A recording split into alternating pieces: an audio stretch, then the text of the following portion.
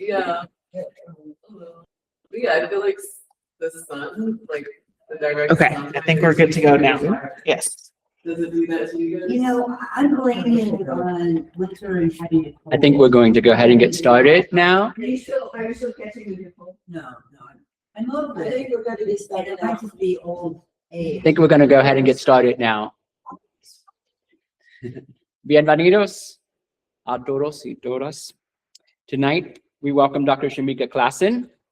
Dr. Shamika Klassen holds a degree from Stanford University in African and African-American Studies, a Master's of Divinity and Ethics from Union Theological Seminary in New York City, and a Master's of Science and a PhD from the University of Colorado Boulder in Information Science. And she is currently a researcher at Google, where she advocates for the experiences and perspectives of the global majority. This talk is Technowomanism and Mujerista Theology, Liberation Theology and Technology. And Dr. Klassen states, everyone has a theology, and this talk will discuss a liberation theology I developed grounded in womanism and technology, while also including an introduction to a liberation theology established by Cuban-American Catholic activist-theologian Ada María Isasi-Díaz. So let's please welcome Dr. Klassen. Thank you. All right. Well, thank you all so much for having me. I really appreciate it. Last summer, I did teach a remote class on Technowomanism and Liberation Theology. While I won't be able to touch on everything from that class tonight, I do want to share a few things that will hopefully spark some conversation. Perfect, slides work. So first, I prepared a land acknowledgement. In the area that is now known as Guadalajara, Jalisco, there were two native political divisions, Tetlan in the east and Atlamoxeque in the west. Atlamoxeque had a subject community, Metzquitlan, which is now a suburb of Guadalajara. The entire area was known as Tonolan. Today, what used to be Tonolan is now called the city of Tonala and is part of the Guadalajara metropolitan area. The state of Jalisco is home to two significant indigenous populations, the Huichols and the Nahuas. I pay respect to the Nahua, Mixteco, Perpecha, and all peoples of the past, present, and future who have and do live in Guadalajara and express support for the flourishing in indigenous peoples and lifeways within this place and everywhere. I encourage each of you to learn more about indigenous territories, languages, lands, and ways to support them at native-land.ca. Get to know and celebrate the stories of Native American people in your discipline, field, industry, and community.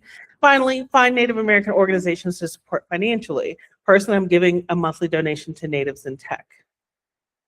I've also prepared a labor acknowledgement.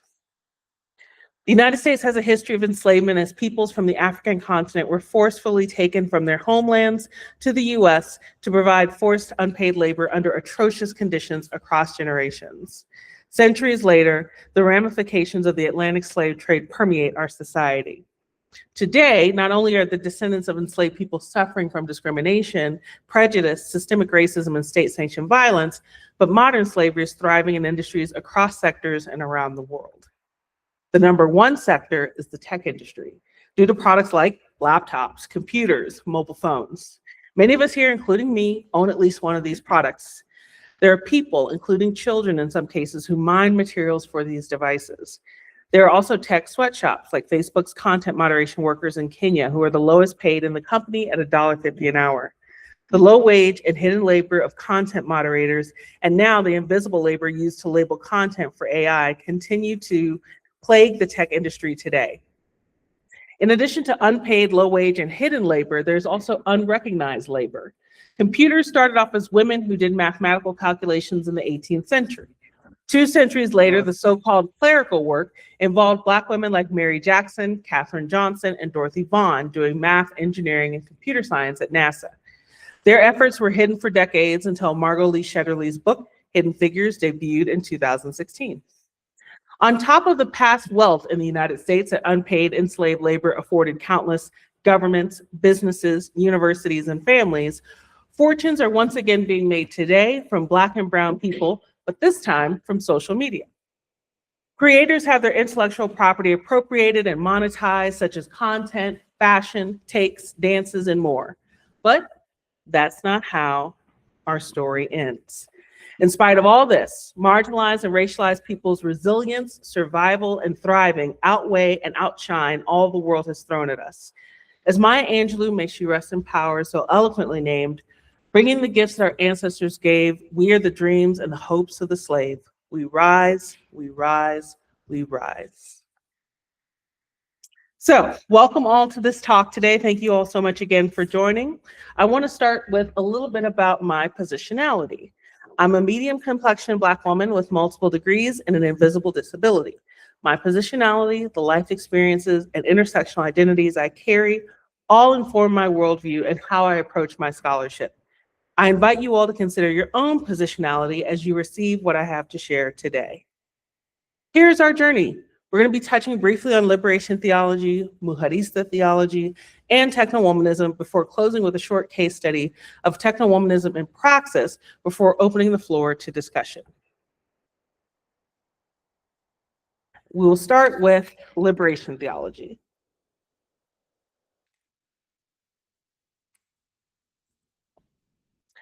Think for a moment about your relationship with the world and the universe around you.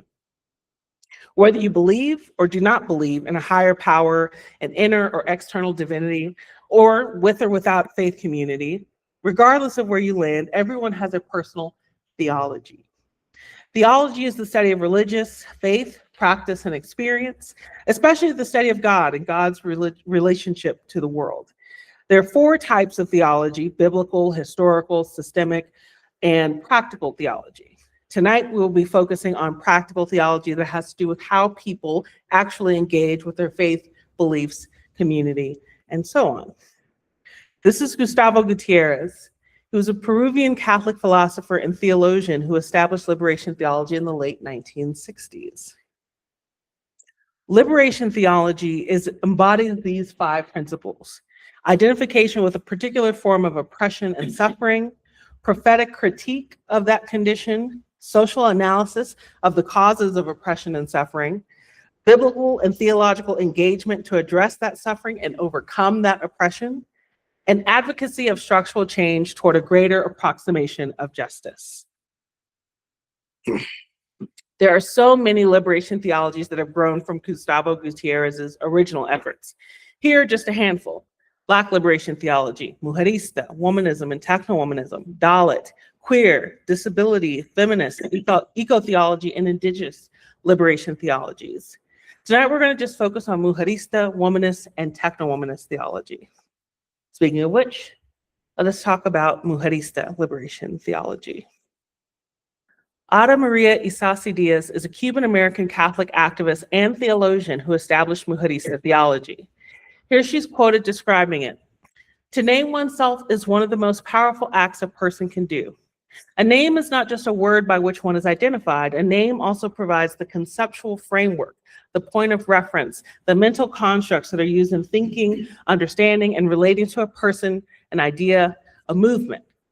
It is with this in mind that a group of us Latinas who live in the United States and who are keenly aware of how sexism, ethnic prejudice, and economic oppression subjugate Latinas started to use the term Mujerista to refer to ourselves and to use Mujerista theology to refer to the explanations of our faith and its role in our struggle for liberation." Mujerista theology defined: it's a word chosen by a group of Latina theologians and pastoral agents to name devotion to and struggle for Latinas liberation. It's originally associated with a religious perspective in the 1980s, but by the 1990s, it was used in literary and historical contexts. A decade after being established, the term began to be used by community organizers working with grassroots Hispanic women. It is an ethic, a systemic theology, and a liberatory praxis. Liberatory praxis, or being the opposite of theory, pertaining to actual and practical action. It's the development of moral agency and the clarification of values, challenging normative mainline theologies that exclude Latinas. Mujerista theology helps Latinas discover and affirm the presence of God in the midst of their communities and the revelation of God in their daily lives. Hispanic women must come to understand the reality of structural sin, she says, and find ways of combating it because it effectively hides God's ongoing revelation from us and from society at large. It insists on and aids Latinas in defining our preferred future, she says. She goes on to say, what will a radically different society look like? What will be its values and norms? In theological and religious language, this means that Mujerista theology enables Hispanic women to understand the centrality of eschatology, or what will happen in the end times, in the life of every Christian. Latinas' preferred future breaks into our present oppression in many different ways. Hispanic women must recognize those eschatological glimpses, rejoice in them, and struggle to make those glimpses become our whole horizon. And it enables Latinas to understand how much we've already bought into the prevailing systems in society, including the religious systems, and have thus internalized our own oppression. Mujerista theology helps Hispanic women to see that radical structural change cannot happen unless radical change takes place in each and every one of us. In theological and religious language, this means that Mujerista theology assists Latinas in the process of conversion, helping us see the reality of sin in our lives. Further, it enables us to understand that to resign ourselves to what others tell us is our lot, and to accept suffering and self-effacement is not a virtue. The locus theologicus, or how this liberation theology is structured, is done from their condition as racially and culturally mixed people, mestizajes and mulates, living within the USA and between different worlds. Mestizajes and mulates socially situate Hispanic people in the USA theologically, which necessitates understanding all racism and ethnic prejudice as sin, and the embracing of diversity as virtue. Embracing pluralism, or believing in multiple faiths and accepting multiple faiths, and the coming of the kingdom of God has to do with the coming together of peoples, with no one being excluded at the expense of anyone. Eradicating structures of exclusion and recognizing the divinity of non-elitist and non-hierarchical ways. Lo cotidiano as theological source, the everyday. Hispanic women's lived liberatory experience of struggling every day to survive difficult obstacles. It is descriptive. She says, particular forms of speech, the experience of class and gender distinctions, the impact of work and poverty on routines and expectations, relations with families, among friends and neighbors in a community, the experience of authority, and central expressions of faith, such as prayer, religious celebrations, and conceptions of pluralistic key religious figures. The lo cotidiano is also hermeneutical, or interpretive. It's subjective. It has to do with the daily lived experiences that provide the stuff of our reality. It includes the ways we Latinas, she says, consider actions, discourse, norms, established social roles, and our own selves. It's also about shared over common experiences. Then there's epistemological, or ways of knowing. How do you know what you know? How do you know? Lo cotidiano points to their Latinas' capacity to know, but also highlights the features of their knowing. It is a way of referring to Latinas' efforts to understand and express how and why their lives are the way they are, how and why they function as they do. Then it's a specific kind of liberation theology. It's a reflective, liberative action or praxis that recognizes a salvation liberation where both are interconnected. It is rooted in popular religions from medieval Christianity of southern Spain to African and Native American religious beliefs and rituals. These popular religions as seen as a credible experience of the divine. There are a couple of ways that Mujerista theology challenges traditional theology.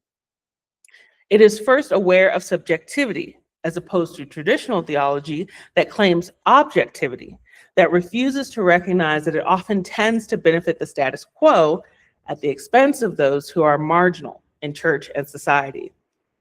Also, the themes of their theology are those that are suggested to them by the religious understandings and practices of their communities, and not by the doctrines and dogmas of their churches.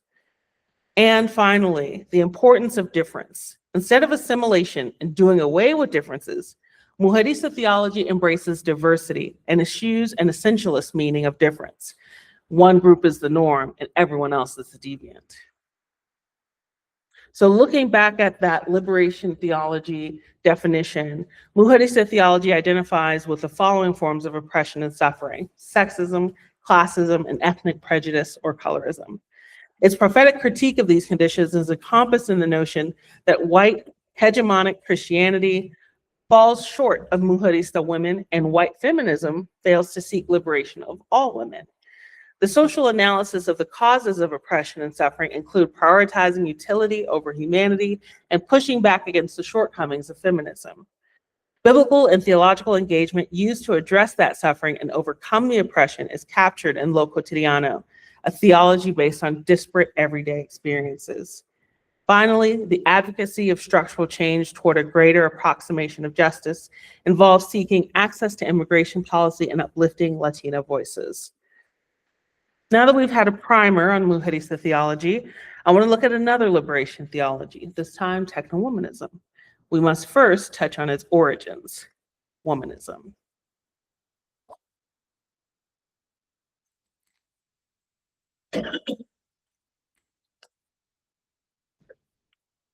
In the 1983 book, In Search of Our Mother's Gardens, A Womanist Prose, Alice Walker, author of The Color Purple, formally defined a term that she'd been using recently in her writing at the time, womanist. This is a poetic definition of the term, but I want to focus on 4 parts from this definition. A womanist is a Black feminist or feminist of color.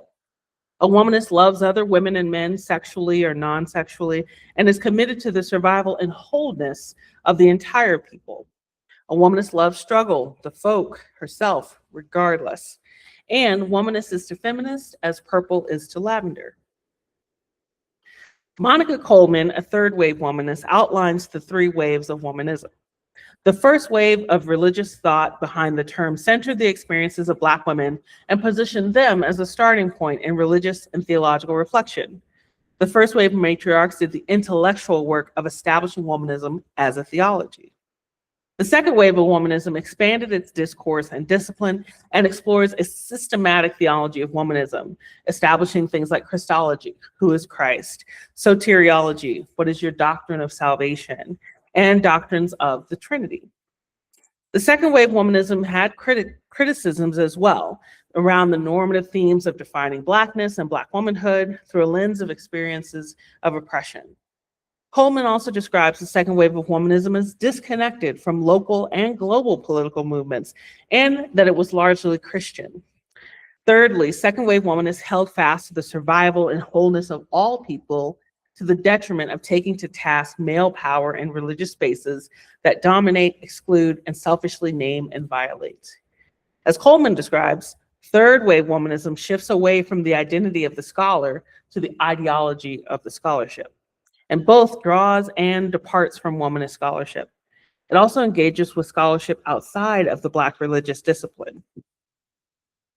So here for womanism, we see that it identifies with the forms of oppression and suffering of misogynoir and classism of Black women. And I'll come back to misogynoir in just a moment. Prophetic critique of that condition being Black liberation theology being sexist and feminist theology being racist. Then the tools of Black feminism, like the matrix of domination, intersectionality, and naming, are used to be the social analysis of the cause of that oppression and suffering. The biblical and theological engagement to address that suffering and overcome that oppression include stories from the Bible like Hagar and Sarah, the notion of surrogacy, and the concept of wholeness. Then there's the advocacy of structural change toward a greater approximation of justice, which is a call to action to center Black women, women of color, and their scholarship in theological reflection. Again, quoting Coleman, third wave womanism appreciates and stands upon the shoulders of the second wave of womanist religious thought. Yet, it also sees itself as departing from the womanist religious tradition as it is established. Thus, third wavers may never be canonized. More importantly, when they start to become canonized, it may be time for a new wave. And here's where we enter technowomanism. Technowomanism is an interdisciplinary womanist ethic used to analyze and critique technology's impact on the intersectional nature of the human experience. I created this concept back in 2013. When I went to seminary, Dr. James Cone, who has since passed, who is the father of Black liberation theology, told us all in a class I took my first semester that we all had our own theology, and I went on a quest for my own. I resonated with womanism, And I started to learn more about it at the same time. Gamergate was happening, the Black Lives Matter movement was happening, and I was living in New York City. So I'm marching the streets in the afternoons, and in the evenings I'm writing papers about philosophy and ethics and morality. And the two didn't seem to really connect. So when it was time to write my master's thesis, I saw the opportunity to reconcile these two things. And that is where technowomanism comes in. So the key parts of this concept are the womanist ethic and intersection. Ethics is a word used by philosophers and generally by other people. Philosophy is a discipline that asks, what does it mean to be human, live a good life, and other core questions about humanity. Whereas ethics is ideas and beliefs about what is right or wrong, what is good or bad character, conceptions of satisfactory social relations and attitudes held by members of society. Tech ethics and the philosophy of ethics and morality applied to technology and its impact on society asks questions like, what does it mean to do good with technology? What does it mean to do evil with technology? What does it mean to live a good life through technology? And what does it mean to be human in relation to technology? The next concept is intersectionality. This is Kimberly Crenshaw, an American civil rights advocate and a leading scholar of critical race theory. She coined the term intersectionality within a legal context. She defines it as a lens through which you can see where power comes and collides, where it locks and intersects. It is the acknowledgement that everyone has their own unique experiences of discrimination and privilege. This graphic outlines at least 12 different aspects of identity: race, ethnicity, gender, class, language, religion, ability, sexuality, mental health, age, education, attractiveness, and of course, there's many more. For Crenshaw, the 1976 legal case, DeGraffenreid versus General Motors, in which 5 Black women sued General Motors for discrimination based on their race and gender and lost, proved to be the impetus for putting a name to a long-standing phenomenon. According to the judge of the case, since the company hired Black men in the factory and hired white women in its offices, it was not discriminating against the plaintiffs, these Black women. Where would they have worked? The need to render visible the layers of oppression present for the plaintiffs inspired Crenshaw to coin the term intersectionality. Now, while she coined the term in 1989, the concept itself existed before.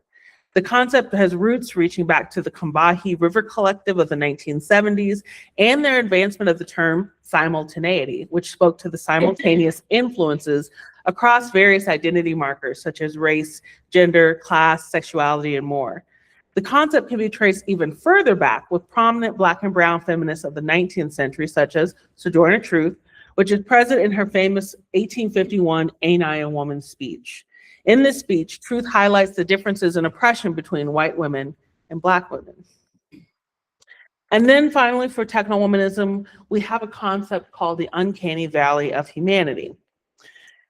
It comes from the concept of the uncanny valley. In robotics and computer-generated imagery, or CGI, the uncanny valley is a moment at which a manufactured object looks and moves like a human, but not quite, resulting in an unpleasant response. If you've ever seen a movie with CGI in the mid-90s to the mid-2000s, then you might have experienced the sensation. Within the concept of technowomanism, I extrapolated this concept for those who are dehumanized. The uncanny valley of humanity is a concept within which people who are marginalized and dehumanized deviate from what is considered the norm, which causes a negative reaction. The norm for the contemporary westernized context is usually white, heterosexual, cisgender, able-bodied, Christian, etc., who historically and to this day have been established as the example of a healthy person. When someone who deviates from this set of identities acts or speaks in a way that's out of line with their expected stereotypical behavior, like a Black woman Supreme Court justice or Black presidential candidate, it moves that person closer to the traits of a whole human, a space that's currently owned and occupied by the hegemonic norm, thus making others uncomfortable and disturbed. Responses to those that are seen as deviants range from microaggressions, such as tonally denigrating comments, to tragic murders of transgender women or state-sanctioned violence against Black people and other people of color. This fragmentation is a result of a society unwilling to fully render all of its inhabitants. However, those in power can use their privilege to assist in bringing marginalized people to the foreground and completely recognize all of their humanity. What then does it look like to have a digital space buttressed by wholeness? I offer a liberal digital application of such an ethic formulated as technowomanism, which works to fill the uncanny valley of humanity with a true bridge across difference through inclusion and deference to the stories of the oppressed. Now, if I may, I'd like to talk a little bit about liberation technology before we open up for discussion. So we're going to look at a case study of how technowomanism could assess and address social justice issues in technology by focusing in on Black women and technology. In a 2021 fireside chat at Spelman College, Dr. Sophia Umoja-Noble said something that resonated with me and deeply impacted the trajectory of my scholarship. She remarked, "If you want to have the most just society, you should be asking a Black woman how the society should be organized. If we were given the time, the money, the resources, and the runway that everyone else has been given, we would imagine the world differently." These are a group of Black and brown women who do just that in the context of AI. This 2023 article from Rolling Stone highlights Black and brown women who've been trying to warn society about AI, and not just the scary might happen future of artificial general intelligence that could take over the world, but the issues impacting people, especially marginalized people, right now. You have here from the left to the right, Timnit Gebru, Roman Chowdhury, Sophia Noble, Sita Pena Gangaradan, and Joy Buolamwini. They have all been sounding the alarm on tech and its disproportionate harms to marginalized communities for years. Some of these women's disciplines are rooted in STEM, while others are in the humanities. But regardless of where their scholarship originates from, they each demonstrate the need for interdisciplinary actions against the ails of technology and the hopes for solutions. For tonight, I want to focus on two of these women in particular. Timnit Gebru is here, and then we also have Joy Buolamwini, which is here on the bottom right. Former co-lead of Google's ethical AI team, Timnit Gebru has her bachelor's and master's in electrical engineering and a PhD in computer vision from Stanford University. In 2021, 1 year before OpenAI dropped ChatGPT, she published an article about the possible negative impacts of large language models, the backbone of generative AI, including damaging the environment and amplifying bias. Shortly thereafter, she was abruptly no longer employed at the company. As it reads in the article, she now leads the Distributed AI Research Institute, which focuses on independent, community-driven research into technologies, away from big tech's influence. She prioritized recruiting not just researchers, but labor organizers and refugee advocates, people she'd, quote, never be able to hire in academia or industry because of all the gatekeeping that makes sure these kinds of people don't get to influence the future of technology. Then we have Joy Buolamwini. For a class assignment while studying at MIT for her doctorate in media arts and sciences, she decided to use facial recognition software. However, it was not working well until she tried a white face mask left over from Halloween, and then it worked swimmingly. She went on to publish a paper with her mentor, Dr. Timnit Gebru, called Gender Shades, in which they tested commercial facial recognition softwares and found that they were overwhelmingly performing the poorest on darker-skinned women. That paper was challenged by those software companies, but she went on to found Algorithmic Justice League, advise President Biden on the executive order on artificial intelligence released in October of 2023. And she recently published her first book, Unmasking AI, My Mission to Protect What is Human in a World of Machines. The challenges these women faced against their scholarship and critiques are unfortunately not unique, and they do follow a pattern called a misogynoir playbook. In 2008, Dr. Moya Bailey coined the term misogynoir. to describe the anti-Black racism, misogyny that Black women experience. This playbook is a protocol used by people in power who attempt to stifle the voices of Black women. The way this playbook works is as follows. A Black woman makes a contribution. Dominant class and stakeholders respond with disbelief. There's continued disbelief through dismissal, gaslighting, and even discrediting. Then there are attempts at erasure. And finally, there's revisionism, like new narratives, negative reactions to reminders of their contributions, and loss of the original knowledge over generations, which leads to genuine unawareness over time of the original events. This likely sounds familiar if you're aware of the backlash against Black culture, history, literature, and intellectual contributions today. As I mentioned, Timnit Gebru, Doctors Joy Buolamwini and Timnit Gebru published a study that showed facial recognition software to be more accurate on male and lighter skinned faces, as opposed to female and darker skinned faces. Their intersectional analysis demonstrated that the performance on darker skinned women was amongst the worst. Their work on gender and racial bias in facial recognition software was disrupted by the facial recognition companies who were called out, such as Amazon. I'd like to take a look at a few examples from their research. When it comes to recognizing Black women technologically, machine learning algorithms used in facial recognition software are least successful when recognizing a Black woman's face. In Dr. Joy Buolamwini's spoken word piece, AI Ain't I a Woman, she points out the discrepancies with a few prominent faces. Here on the left, Amazon is 92.9% confident that this is an image of data journalist Ida B. Wells, and it appears to be male.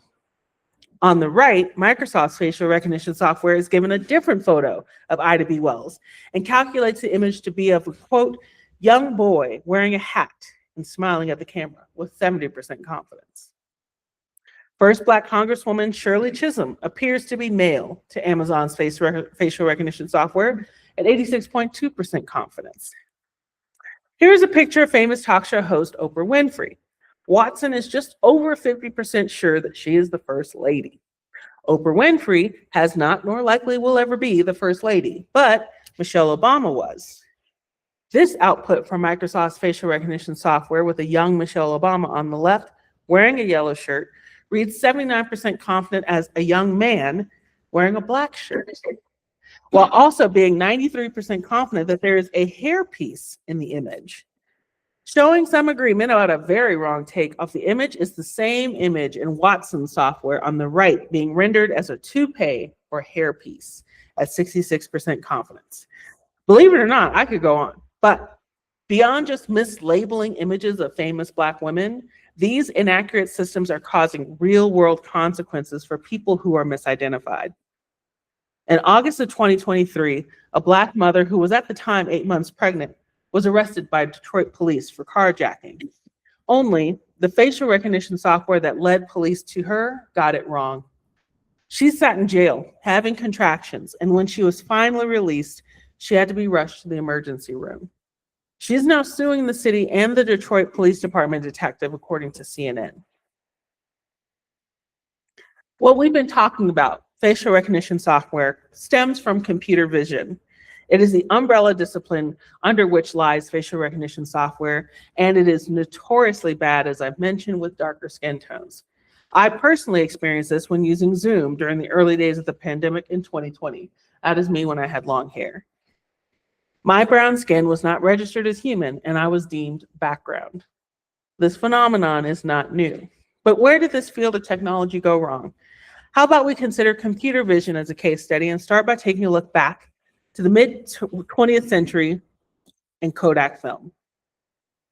We'll begin by talking about how technology sees us and the precursor to computer vision, photography technology. Shirley cards, named after Shirley Page, a woman who worked for Kodak, was the first woman who posed for these cards. They were used from the 1940s to the 1990s to aid in color correction when developing film and to calibrate and standardize photo printers that used Kodak film in places like 1-hour Photoshops. Notice the choice to label these images as normal. So what does that make the rest of us? During these decades, people with darker skin tones or people with different skin tones in the same photograph experienced poor quality pictures because the science and chemistry of developing film favored pictures of people with lighter skin tones. Kodak did respond to complaints, but not those coming from the darker skinned people whose photos were overexposed. It was the complaints of chocolate and furniture companies in the 1970s that spurred Kodak to make its photo technology better. The issue was that their customers could not differentiate between the different wood grains or between milk and dark chocolates. Only after receiving these complaints did Kodak take the issue seriously and do something about it.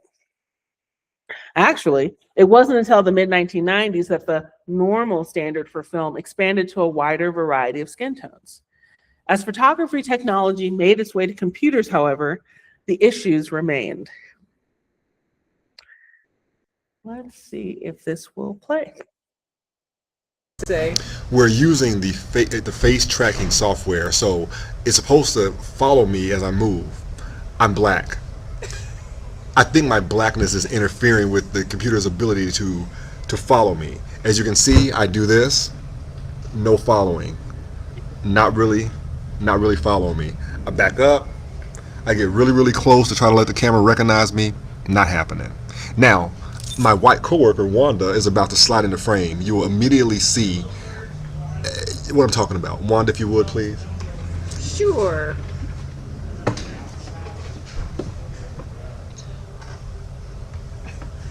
Now, as you can see, the camera is panning to show Wanda's face.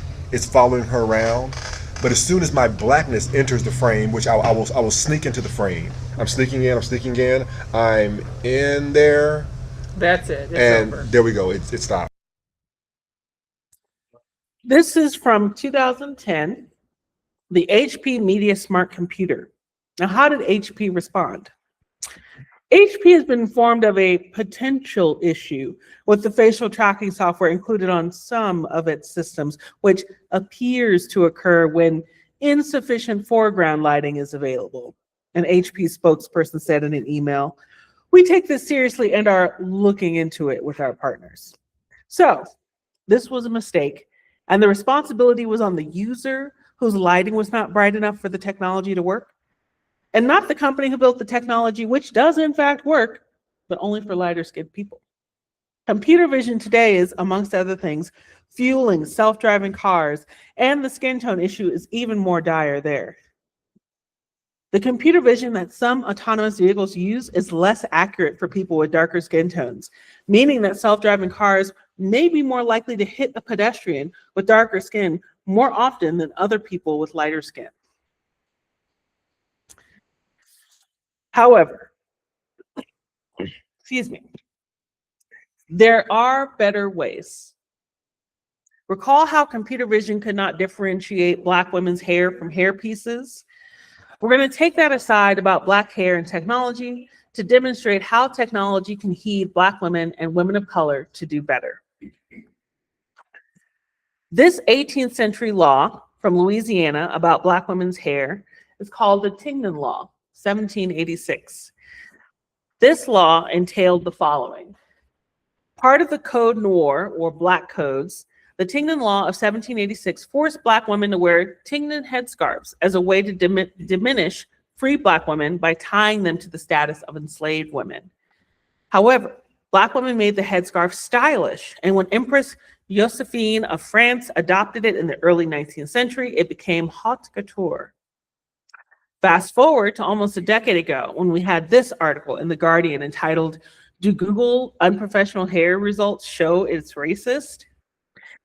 In 2016, an MBA student named Rosalia Googled professional hairstyles, and then she Googled unprofessional hairstyles to discover unsurprising yet disappointing results.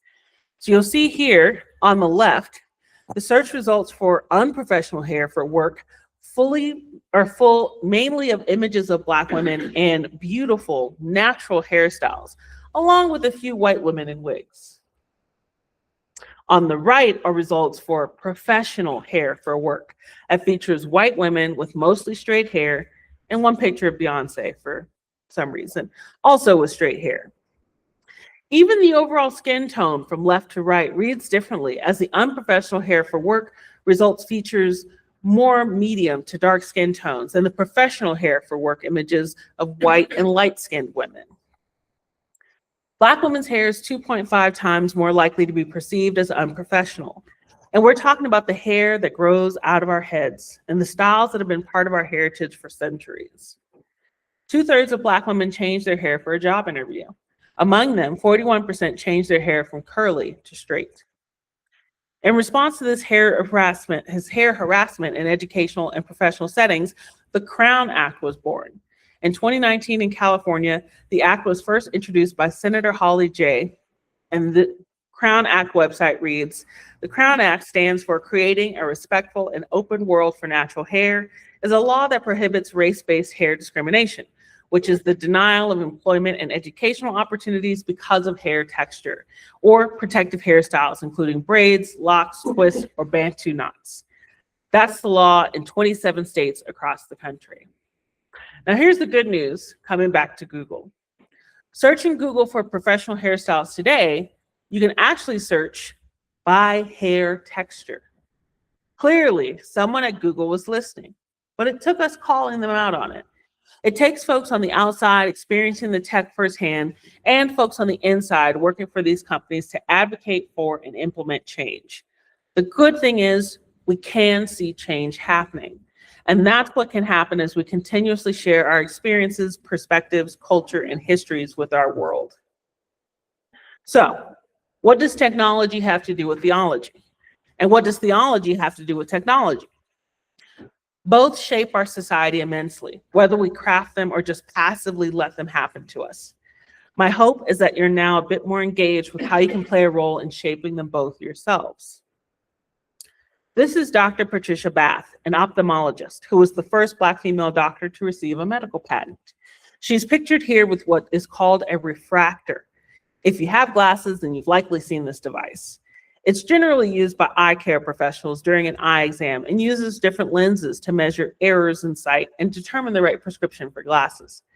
Similar to the refractor, the frameworks of liberation theology like Mujerista and Technowomanism act as interdisciplinary collections of lenses or perspectives by which errors and deviations in society, especially in matters of faith, spirituality, and wholeness, are measured, and prescriptions are crafted with the intention to address those issues.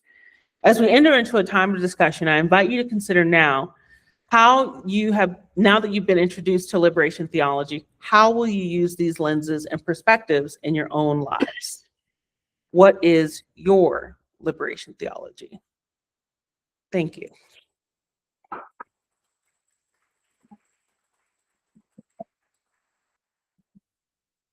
Okay, so I do believe, perfect, we have a little bit of time for questions. And I see there's some people online who've also tuned in.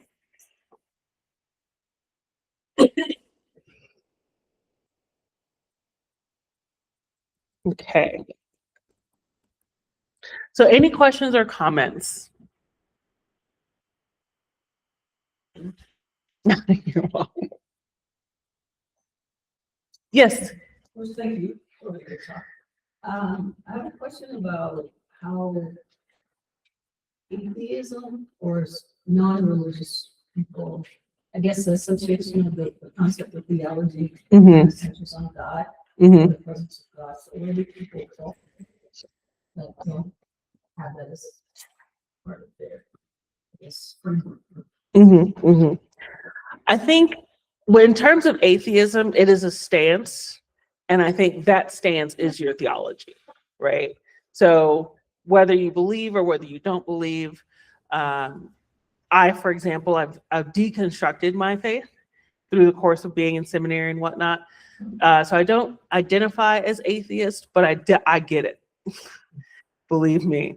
But I think, yeah, that perspective and that position is the theology that you've made for yourself.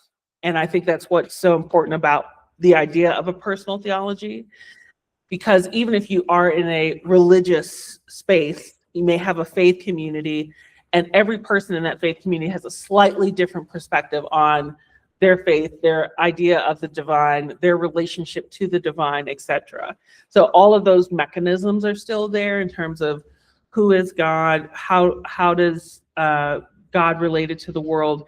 If you're atheist, there is no God. So there is no relationship between God and the world. So that all of those questions that a person of faith has, a person of no faith also has answers to. So that's my perspective on it. But thank you for the question. Yes. I wonder if in that case, like the theology of like the self-divine, or Mhm. you know, if that might take the place of divinity outside of ourselves. Yes, to repeat the question for those online, the self-divine is similar to any configuration of faith.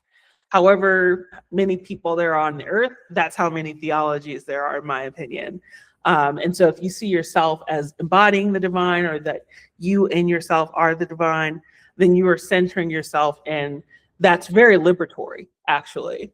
For a very long time, many religious institutions centered the priest or the pastor, God, the Bible, and the people of the church or the people of faith were very much marginalized. They didn't have any agency. In some cases, before Martin Luther, for example, the Bible was written in Latin, and people didn't know Latin, so they couldn't read the Bible for themselves. They would just have to go to church and wait to hear the word. And then when Martin Luther came around, he transcribed it into German so that people could read the Bible. Big hullabaloo. That's where Lutheranism comes from. Yep. Very good question.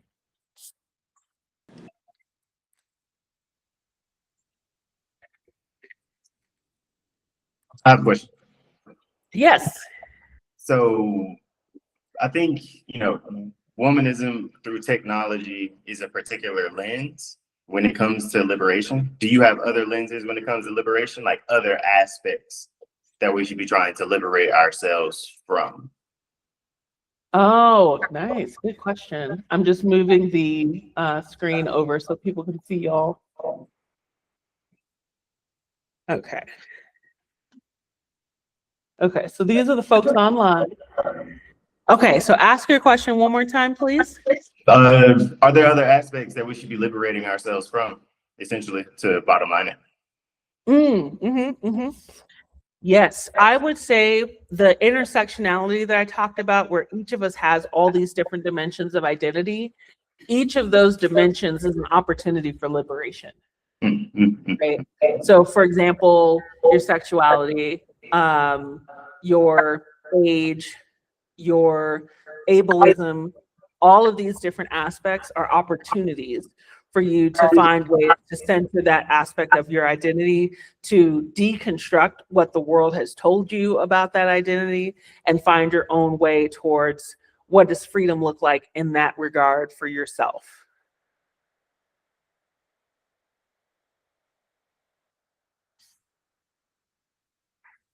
I hope that answers the question. Yes. Thank you.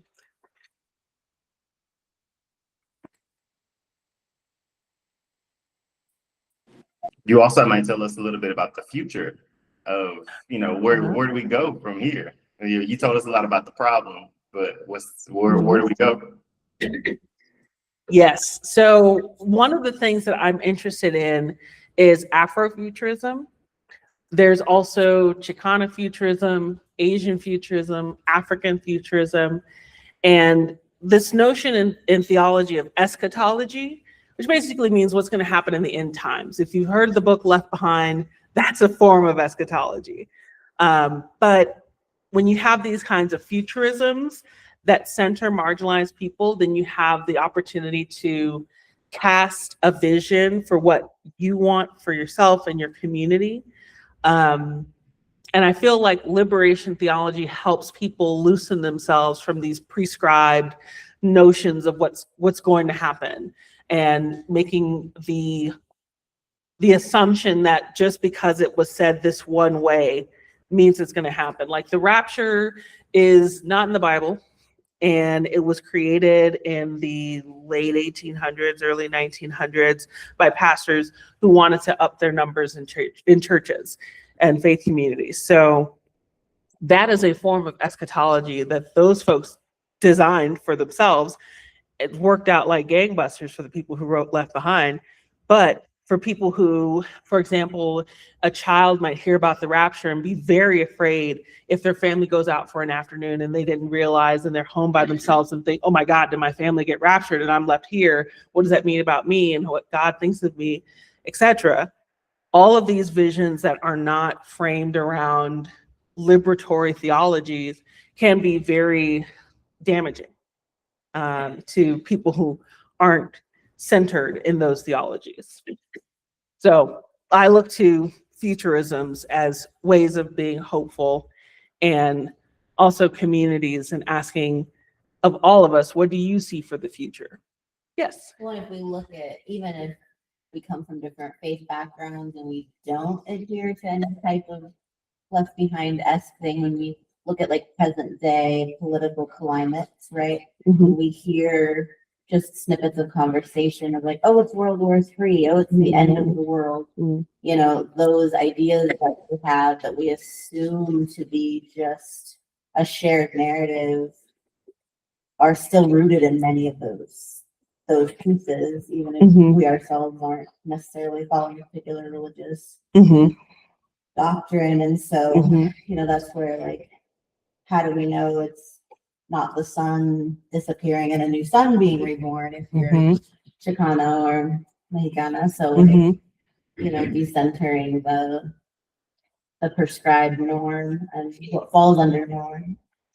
Exactly. That's a great point. Yeah, just talking about, for the folks online, talking about the ways in which these snippets from society talk, the World War III of it all, or the end of the world is happening, but these concepts are rooted in rapture language that may not reflect what different people think and how they carry their own faith or lack of faith, whatever the case may be. So drawing from our own experiences and perspectives and deviating from those notions that are rooted in some of these more divisive and sort of chaotic understandings of eschatology, I think are ways that we can build that hope, for sure. Yeah, I think we have time for one more question.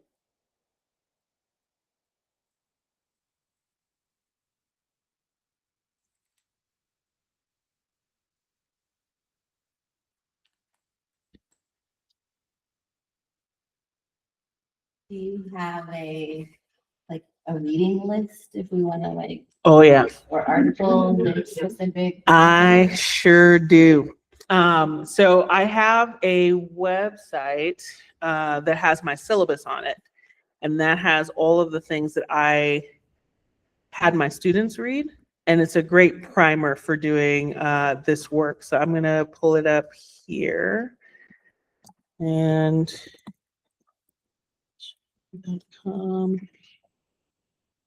teaching. Okay. So the website is shamikalashawn.com, spelled S-H-A-M as in Mary, I-K-A, L-A-S-H-A-W-N. Once you go to shamikalashawn.com, you can go to the teaching tab, and this has the course description and some of the what about this course, and then the readings. So the class was about 10 weeks long, and each week we focus on a different liberation theology and a different technological issue that impacts that community. So this is a great starting point. I'm also always happy to add more resources to your book list. So feel free to reach out. I'm always happy to chat about these things. So with that, I thank you all for your time and attention. Thank you.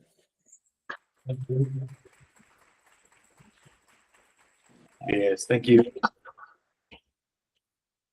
And thanks to the folks online. Thank you. Bye. All right, bye.